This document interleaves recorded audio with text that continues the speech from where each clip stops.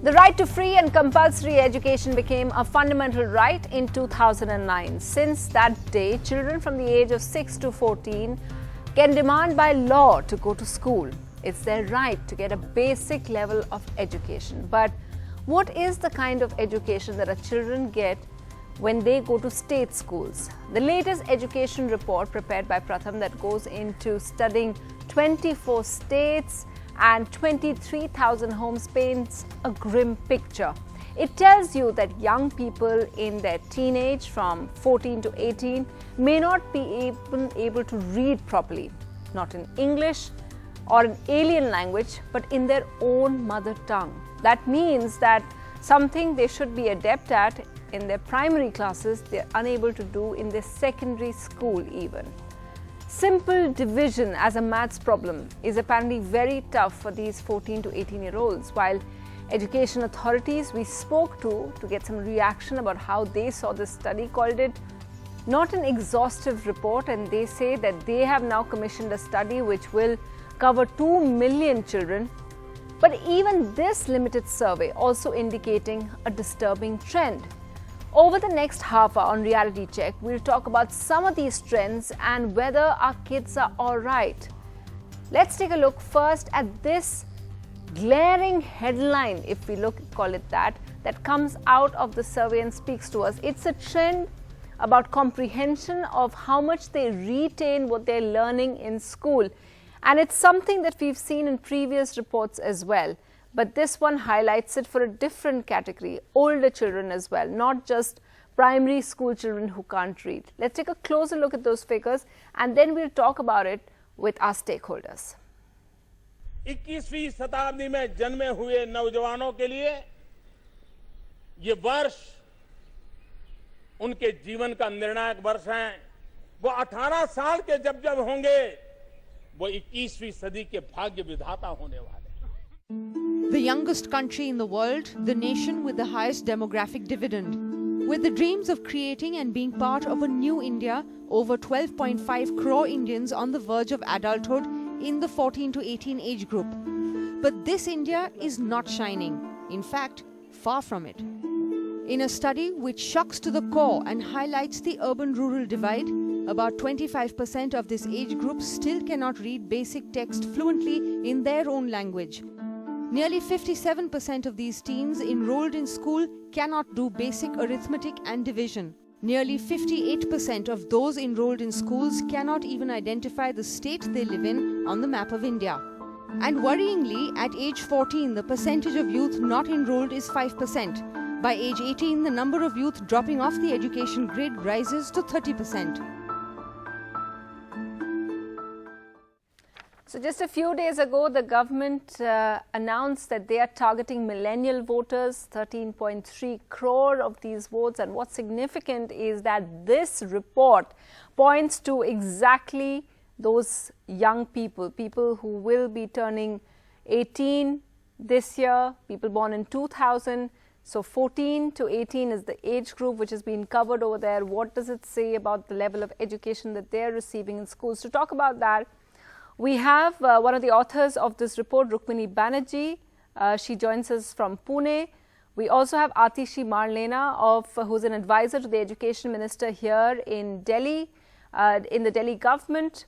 And as we know, the Delhi government has been working a lot. They've seen some of those figures of how children can't read, so they've made an extra effort to kind of fix those problems. We also have the former Education Secretary, Vrinda Swaroop, joining us. And here in studio, we have Ariana Heifetz, who is a writer and who's worked with children in Uttar Pradesh.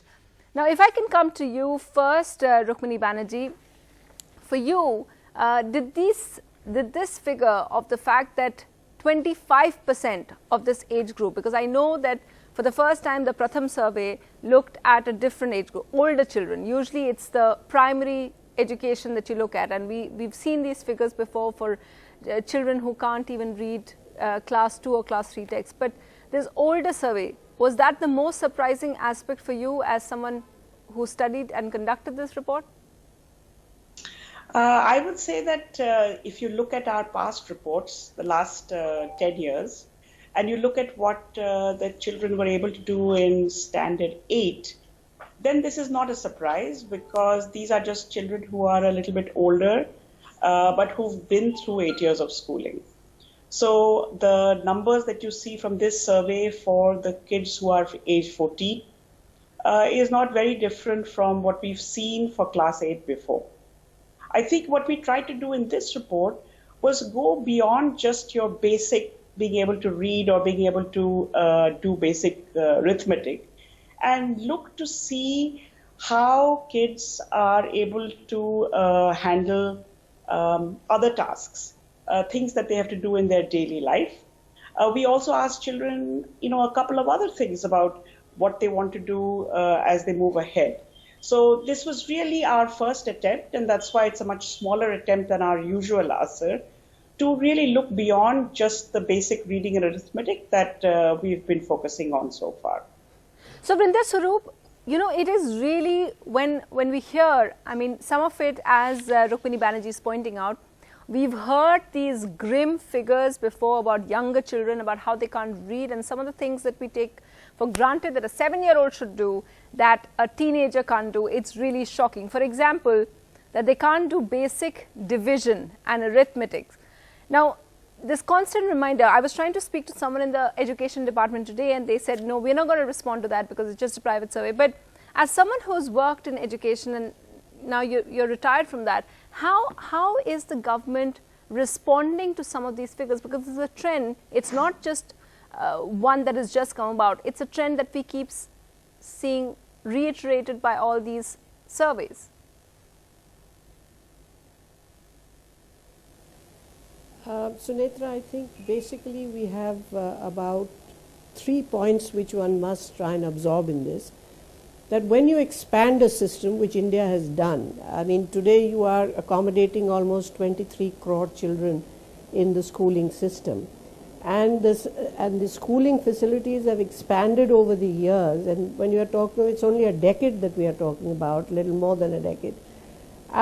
This has led to a huge amount of children coming into the stream, which is what the Asar report is also showing. And today, even at secondary level, you have an enormous number of children in schooling system. So it does challenge the system. And once the system was challenged on its vastness and its numbers, the second step has begun to be taken, and I'm sure it'll bear dividends as much as the enrollment data is showing.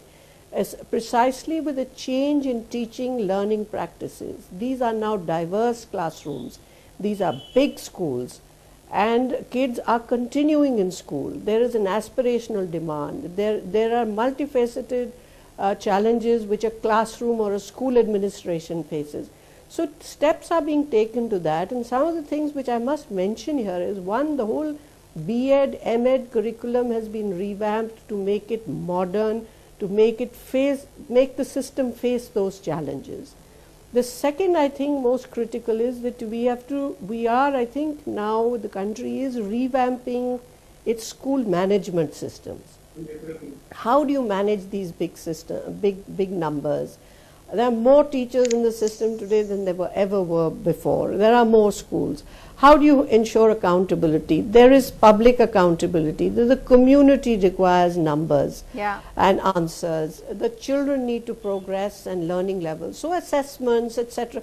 These are now the new norms which are coming in, and I'm sure these will also bear dividends. Okay, so just before I go across to Atishi Marlena, would you agree with that, Rukmini Banerjee, that the numbers, because it sounds like an impressive number, that you have more than 80% of children who are still in school, enrolled in school, and perhaps the difference between girls and boys, we'll talk about that in just a bit, is quite small, 4%. But have the numbers of enrollment, have they really increased since, and would you credit that with the Right to Education Act?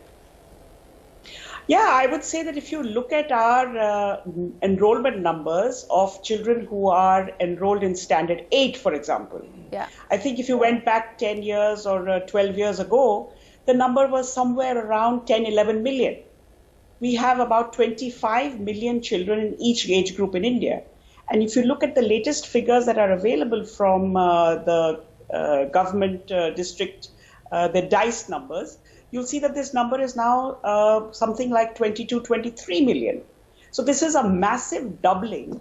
You know, it's well known that enrollment has gone up. Yes. But the fact that completed years of schooling has gone up, I think is a testament to a trend that started well before the right to education came in, from when we had a whole variety of push for elementary education.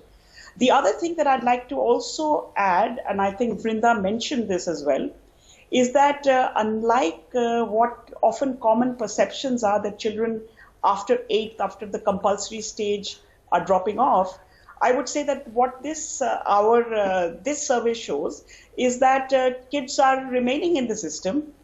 In this 14 to 18 age group that we focus on, you know, close to almost 80% are still in the formal system. And I think this is again a testament to the fact that in public, in families, in communities, aspirations for education have really gone up at this time as well.